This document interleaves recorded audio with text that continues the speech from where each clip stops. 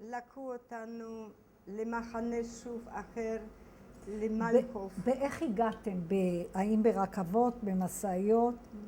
אני לא זוכרת, או לרג? רכבת או משאית, לא זוכרת. לקחו אותנו למחנה מלחוב. ובמלחוב אותי לקחו ליער שהייתי צריכה ללכת הרבה קילומטרים ברגל. רגע, לקחו אותך בגלל העבודה? למה לקחו כן, אותך? כן, לקחו אותי כל יום לעבודה, ליער. וביער שם היו עצים, והייתי צריכה עם מחסור לעשות את העצים. לנצר את העצים, ולא היה לי כוח. וככה הלכתי שמה אולי חודש ימים לעבוד. עד שבאתי רק רגע, שאתם מעבירים, עוברים למלכות. איך התנאים? קודם כל, התנאים, הגברת, היו כמו תנאים ברבין. אותו דבר. אותו דבר, לחם וקצת תפוחי אדמה, קליפות, לא תפוח אדמה, קליפות עם חול אדום. איפה היו השירותים?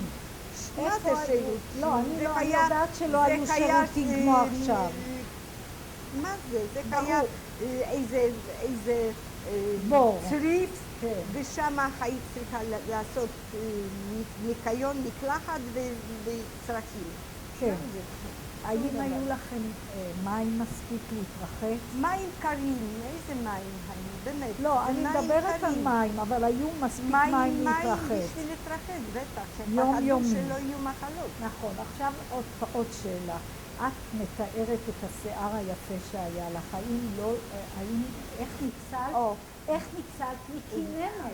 רגע, בזמן שבאתי, שכחתי להגיד לך, באתי למחנה אושוויץ, אז לא עשו יותר את המספרים. לא נתנו יותר מספרים. אז אמרו, אבל יש לך שיער ארוך ופוחדים על קנים, אז גזרו לי כל השערות. רק ככה קצר. כל השערות גזרו לי. כן. ואיך הרגשתי? הגברת, אני לא חשבתי על זה. חשבתי על זה שאני מצילה חיים של אימא. שאימא הצליחה לעבור דרך כל כך ארוכה, ושאיבדה את הבן, הרב שלי רחמן.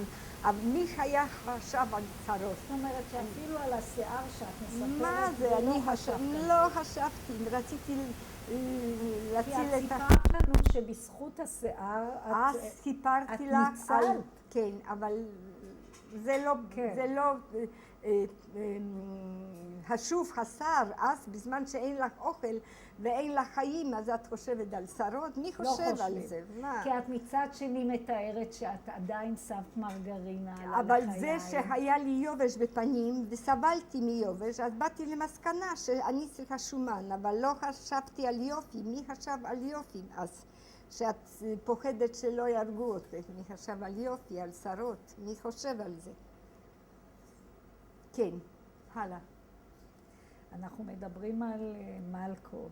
מלחוב. אז במלחוב עשיתי את העבודה ביער, אבל כשחזרתי אחרי 3 שבועות, באתי להפיסה קולות ולא יכולתי ללכת יותר.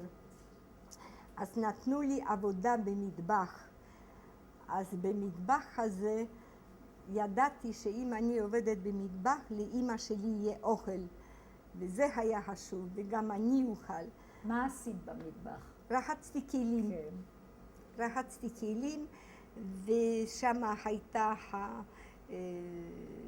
המנחלת שהיא אהבה אותי ואמרה, עכשיו אני אעשה לך לאמא שלך גזר, אני אעשה גזר מרוסק, ונתתי הרבה סוכר בתוכו, ויהיה לך לאמא אוכל, יהיה לך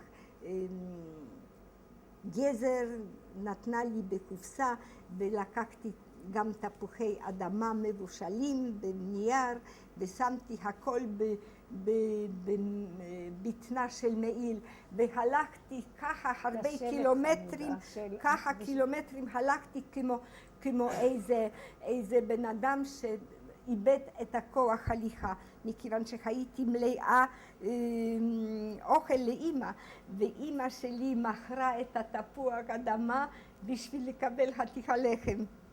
איזה פרודוקטים היו עדיין במטבח? שמה? כן. זה שמה היה מטבח בשביל גרמנים. כן. אז עדיין, הכל, אנחנו הכל. מדברים בכל אופן על סוף. הכל היה. הכל היה. הם אכלו טוב, אבל... היה להם עדיין בשר וכל הדברים... אני בשר לא אכלתי שם. לא. אבל הכל היה לכם, כן. בישלו שם, היה מטבח בשביל הצוות. כן, היה. היה. כן. למרות שאנחנו כבר מגיעים לסוף מלחמה. כן, בסוף מלחמה. ופתאום אני ידעתי שאמא שלי יש לה אוכל, אז הייתי שקטה ועבדתי שם. ופתאום אמרו שיש אפשרות שכמה ברקים, כמה בתים הקטנים שאנחנו גרנו שם יכולים עד מספר מיוחד, לוקחים כל האנשים האלו ממחנה ריכוז לשוודיה. אבל... לשוודיה. שוודיה. כן, לשוודן. ואני גרתי בברק מספר 5. והייתי מאושרת שלוקחים אותי ואימא לשוודן. וזה היה לפני, רגע, זה היה לפני סיום המלחמה? זה היה לפני סיום המלחמה. באיזה מסגרת זה היה שפתאום לוקחים אתכם לשוודיה? מה זאת אומרת? חצי מחנה לקחו לשוודן, וחצי מחנה נשאר, מכיוון שהם פחדו שרוסים כבר בדרך לגרמניה. אז הם לקחו, עשו ליקווידציון של מחנה, הם לא רצו להשאיר אותנו במחנה. חיסלו את המחנה. כן, אז חצי לקחו לשוודן, וחצי נשארו בינתיים במחנה, ואני גרתי במספר 5 ועד 4 לקחו, ואז אני לקחתי ללב והליתי למחלה פרטיפוס. תכתבי מה אני מספרת, למה את לא כותבת? אני כותבת את כן. זה הכל בקלטת כן. נשמע, כן. ולקחו, אני עליתי בפרטיפוס, וראו שכבר אין תקווה, שאני צריכה ללכת לרביר, להוספיטל, איפה כבר אנשים שהולכים למות.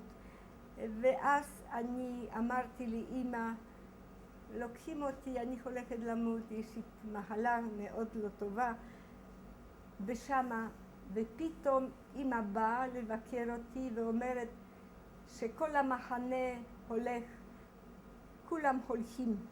אמרתי, אמא, תקשיבי מה אני אומרת, יש לך את היהלום 4 קראט, תלכי למטבח, תתני לי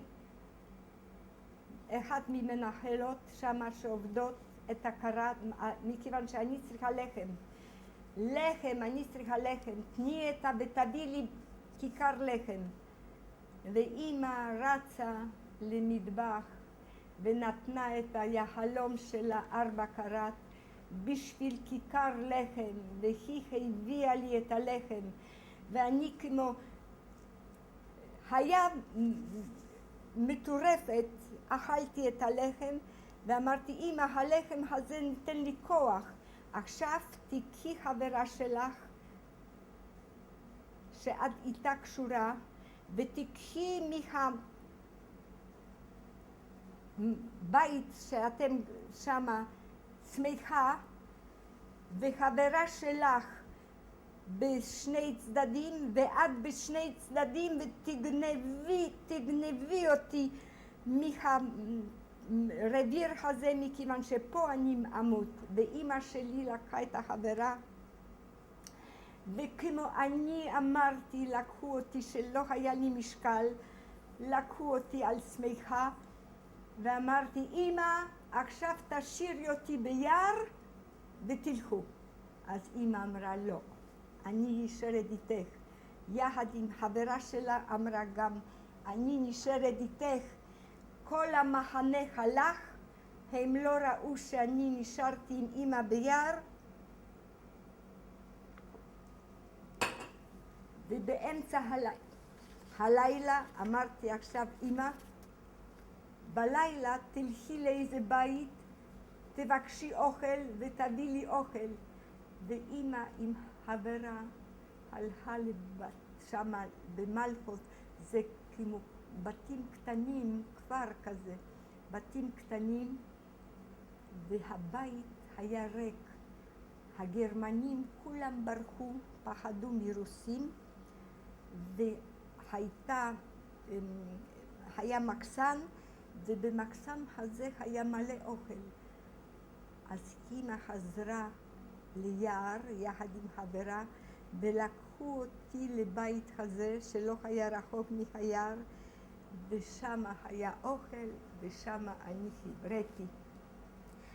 לא היה, זאת אומרת, הבית היה ריק מאדם. ריק. כל הבתים הקטנים, הווילות היו ריקים, בגלל זה שהגרמנים פחדו שרוסים יבואו, ורוסים יכולים לאנוס, ורוסים יעשו כל מיני דברים, והם ברחו. עכשיו ככה.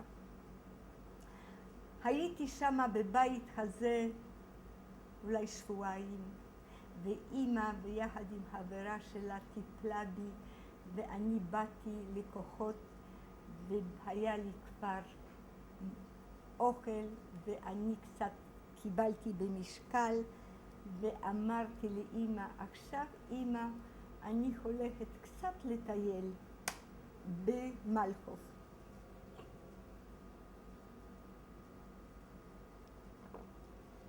תראי, זה הכל גורל. מבן אדם שאלוהים נותן לו חיים. גורל, מכיוון שאני הייתי כבר מתה. הלכתי לטייל, ופתאום אני פוגשת ברחוב הראשי במלכוב, אני פוגשת גבר בגיל אולי 55-60, ואני רואה שהוא יהודי. אני תקף הרגשתי שזה קצין יהודי, והוא מסתכל עליי, ואני הייתי לבושה עם פרצ'קים, עם בגדי מחנה, והוא בא אליי ואומר, דוצ'קה זה בת, את יבריקה, את יהודייה. אמרתי כן.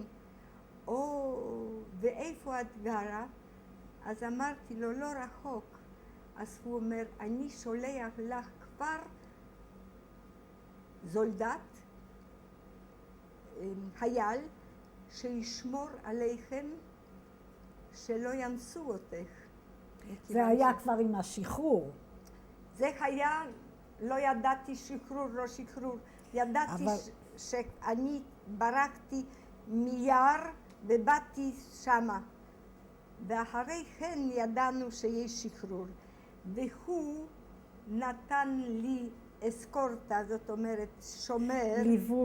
ליווי שבבית 24 שעות עם החלפה של חיילים שלא ינסו אותי.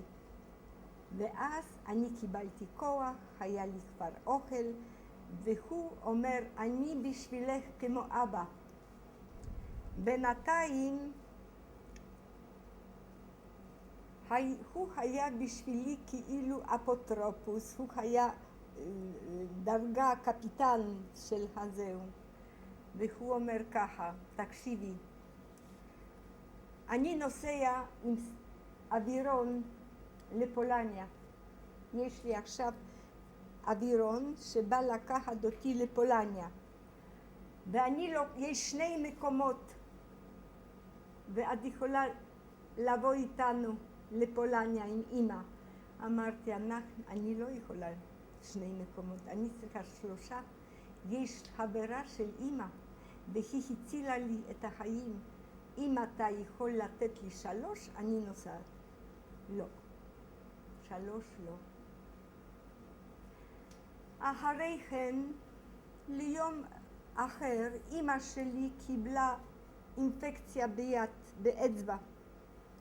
כנראה עבדה מכלים והאצבע הייתה ככה, מלא מוגלה, ואמרתי, אלוהים אדירים, אני צריכה בית חולים. מכיוון שאמא יש לה רעלה כבר. אלוהים עזר לי, שבא אופיצר אחר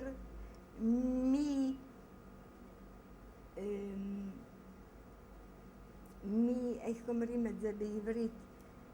מפקודה של הקפיטן הזה, של אופיצר שהוא רצה לקחת אותי, והוא אמר, אתה נוסע לפולניה, לגרוג'ונס, יש לי פה 3 אנשים, תיקח אותם. והוא בא, ואני נסעתי לגרוג'ונס, יחד עם חברה של אמא ועם אמא. ובגרוג'ונס ראיתי שאמא שלי צריכה עזרה, אז איפה אני אלך? למגן דוד אדום, לא מגן דוד, קרויץ, צ'רווני קשיש. צלב אדום. צלב אדום. ובצלב אדום ריפו את האמא, נתנו לה טיפול טוב, פתחו לה את האצבע, הוציאו לה את המוגלה, ואחרי נתנו לי שמה כמה ימים לישון עם אמא וחברה, ובגלל זה שאנחנו היינו ממחנה ריכוז עם הבגדים, היה לי אפשרות לנסוע בלי כסף ברכבות וגם באוטובוס. הגברת, אמא שלי הרגישה יותר טוב, אמרתי עכשיו, אמא, אנחנו נוסעים לקרקוב. אנחנו נוסעים לחפש את אבא. אמא אומרת, את אומרת, אנחנו נוסעים. נסענו לא לקרקוב, רק נסענו לקטוביץ, מאין אנחנו. אמא שלי שמה אמרה לי, יש לנו שמה קרוב משפחה, ואנחנו שמה ננוח, ואחר כך נלך לחפש את אבא. אמרתי, בסדר.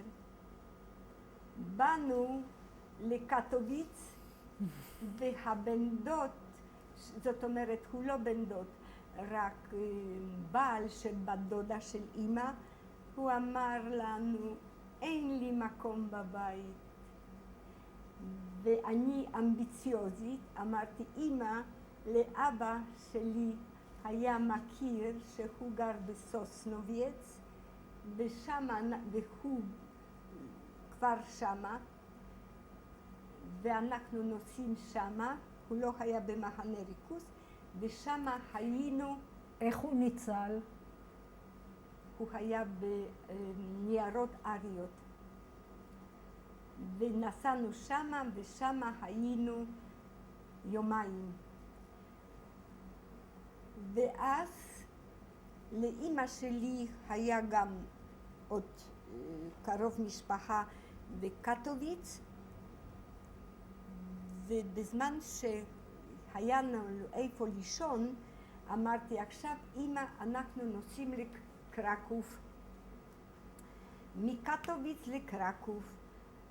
אני באה ליידישה גמיינדה בקרקוב. מסוסנוביץ' לקרקוב. לא, קודם נסעתי לקטוביץ, ומשם נסעתי לקרקוב. מסוסנוביץ נסעתי לקטוביץ, ורציתי לראות את הבית איפה גרתי שם בקטוביץ. גרנו בקטוביץ. אז מסוסנוביץ רציתי לדעת מי גר בבית שלי בקטוביץ. אז נסענו לקטוביץ וראיתי שאי אפשר לחיות בבית שלנו, שם גרים גויים, ואז אמרתי לאמא, אנחנו נוסעים לקרקוב, ליידישה גמיידה, לקבל כמה שקלים, כמה כסף, אנחנו ממחנה ריכוז. אני בא שמה ופתאום פוגשים מכירים שהיו עם אבא בגרוס רוזן במחנה, ואומרים לי, מרילה, אבא שלך חי, הוא קיבל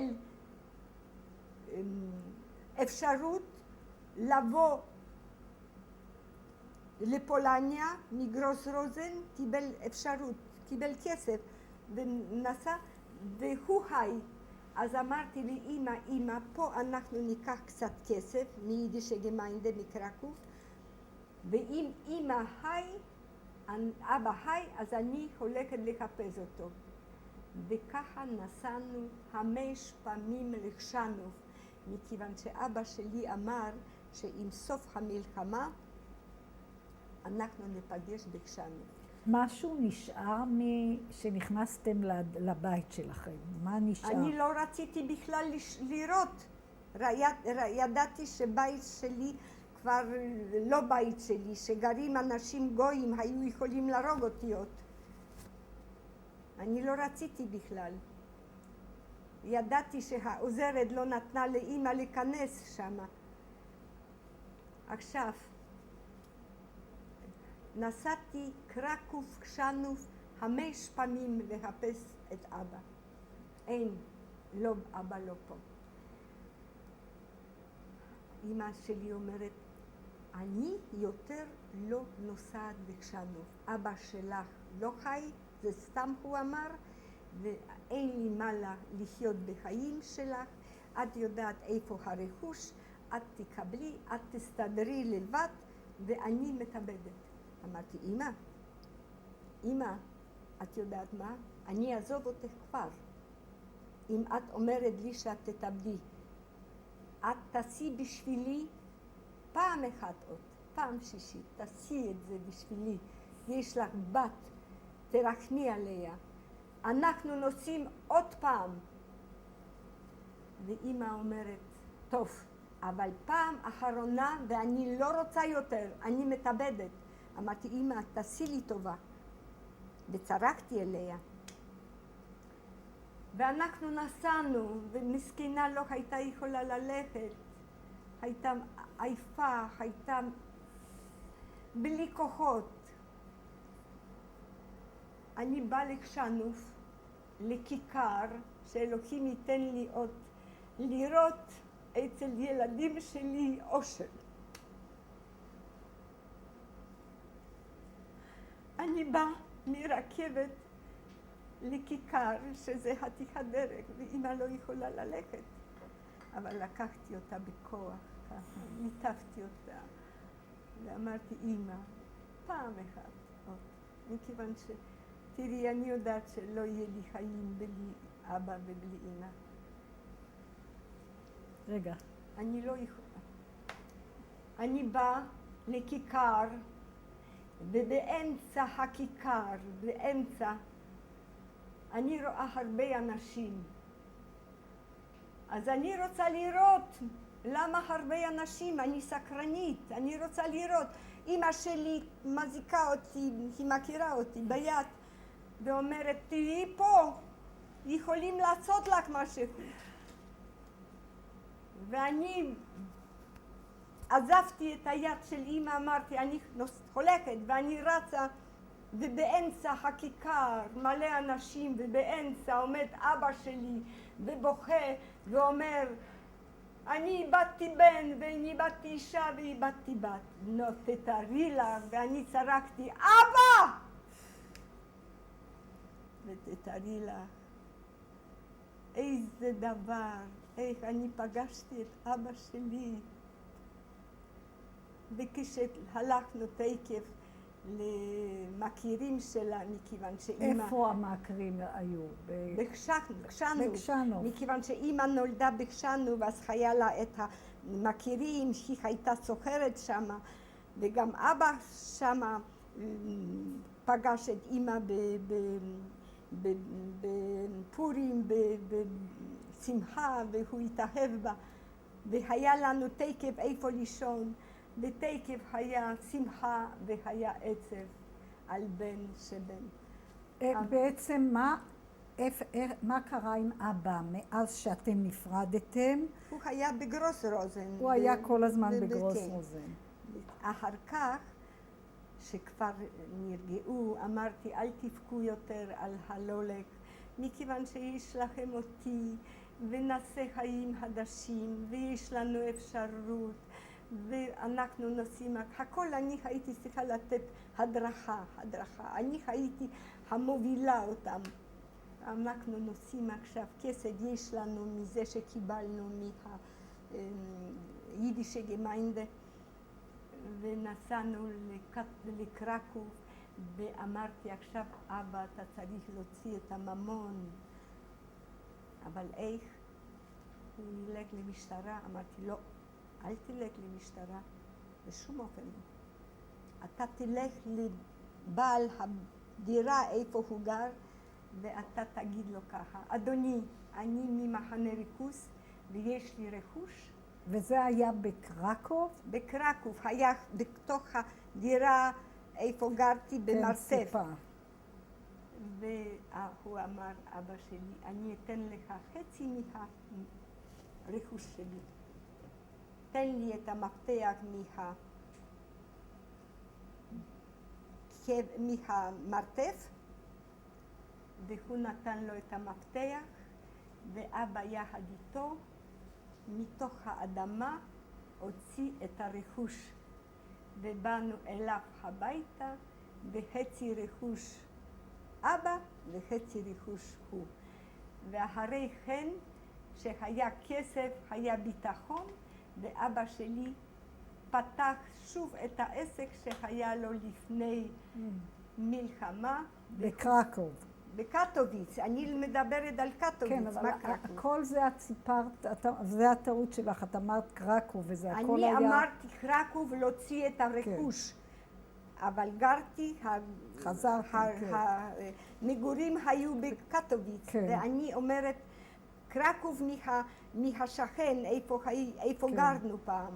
כן, כן. והוצאנו את הרכוש ונתנו לו חצי, ונסענו לקטוביץ, לקחנו דירה אחרת ברחוב קוהנובסקגו, ושם אבא שלי כבר קיבל את הביטחון ופתח אותו העסק כמו היה לנו לפני מלחמה, וכבר נהיה יותר עשיר, וזה הסיפור. גמרנו. את לא רוצה להמשיך? לא, יותר לא. טוב. לא רוצה. מתי עלית לארץ רק? באתי ארצה ב-57, ויש לי בלי עין הרע משפחה נהדרת, יש לי 2 בנות, ויש לי ברוך השם בלי עין הרע בן פורת יוסף, בן פורת עלי עין, יש לי ככה, בת עליזה, בת ורדה, יש לי נכדה פזית, רחל, אני צריכה להגיד שם משפחה? לא. פזית, גלית, אוחת, הדר, אופי פייבל. אחר כך יש לי, בלי עין הרע, בן פורת יוסף, בן פורת עלי עין, יש לי נינים, יש לי ככה. אריאל, דניאל, ליה, יונתן. ובעזרת השם, אלוקים שיעזור לי, שהיא תלד ילד בריא, מכיוון שהיה טרגדיה, הייתה. וזהו, ויש לי משפחה נהדרת, משפחה שאני יכולה לסמוך עליכם, וגם אני חושבת שאני אימא טובה. זה הנגדה שלי עכשיו צריכה להגיד. בואי גלית, פזית, לא פזית, רק הדר. בואי הדרי. אני גמרתי. אוקיי, תודה רבה לך. תודה, מרילה, תודה רבה. בגלל זה שנגדה שלי הזאת ביקשה, וגם אהרון אמר שאני אספר על זה מה אני עברתי, עשיתי את זה, אבל זה עלה לי בריאות. רק תספרי לנו במשפט למה את לא רוצה לדבר על החיים אחרי המלחמה, כדי שיהיה לזה סיום. מותק שלי, חיים אחרי מלחמה הייתי נסיכה.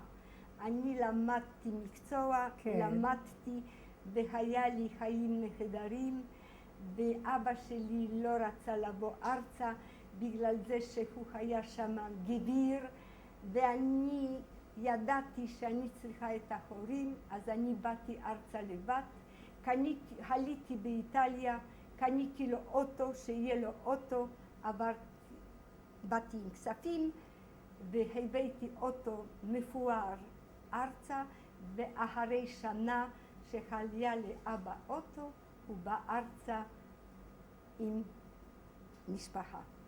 זהו. תודה רבה לך. תודה לכם. תודה רבה. ושלא נדע יותר מצרות מה עברתי. אולי אלוהים ישמע את התפילה שלי שעכשיו